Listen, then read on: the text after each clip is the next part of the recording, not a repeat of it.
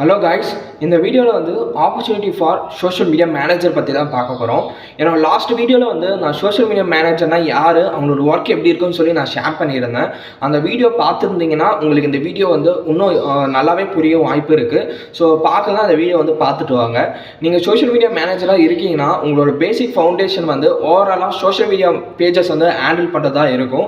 But இதை தாண்டி வந்து நீங்கள் ஆட் கேம்பெயின் ரன் பண்ணுறதா இருக்கட்டும், பேசிக் டிசைனிங் கற்றுக்கிறதா இருக்கட்டும், வீடியோ எடிட்டிங் கற்றுக்கிறதா இருக்கட்டும், இதெல்லாம் வந்து நீங்கள் இன்க்ளூட் பண்ணும்போது உங்களோட ஸ்கில் வந்து இன்னும் இன்க்ரீஸ் ஆகும், உங்களோட வேல்யூ வந்து இன்க்ரீஸ் ஆகும். ஸோ அதுவும் இல்லாமல் வந்து இப்போ ஓவராலாக இப்போ ஒரு சோஷியல் மீடியா மார்க்கெட்டிங் வரீங்கன்னா பேசிக் ரோலாக வந்து சோஷியல் மீடியா மேனேஜர் தான் இருப்பீங்க.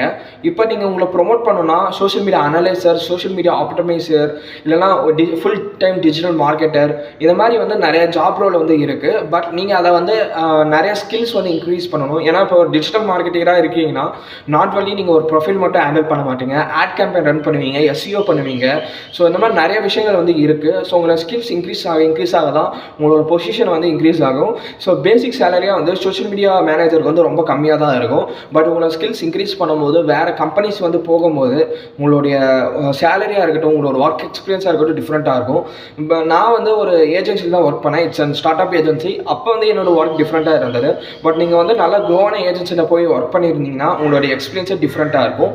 இது டிபெண்ட்ஸ் ஆன் எந்த ஏஜென்சியில் ஒர்க் பண்ணுறீங்க, அந்த ஏஜென்சி எப்படி உங்களை ஹையர் பண்ணுறாங்க, சேலரிஸ் வந்து அந்த ஏஜென்சி டிமாண்ட் பண்ணுறதா இருக்கும். பட் ஓவராலாக சோஷியல் மீடியா மார்க்கெட்டிங் மேனேஜரோடைய ஸ்கோப் வந்து ரொம்பவே நல்லா இருக்குது. ஸோ நீங்கள் டாப் கம்பெனிஸ்லாம் போய் ஒர்க் பண்ணுறீங்கன்னா உங்களுக்கு நல்லாவே ஸ்கோப் இருக்கும். பட் நீங்கள் ஏஜென்சியில் ஒர்க் பண்ணுறீங்கன்னா நீங்கள் உங்களோட ஸ்கில்லை வந்து ப்ரொமோட் பண்ணி வேறு கம்பெனிஸ் வந்து சூஸ் பண்ணுங்கள். ஸோ அப்போ தான் வந்து உங்களுக்கு கெரியர் இன்னும் நல்லா இன்க்ரீஸ் ஆகும் நான் சொல்லுவேன்.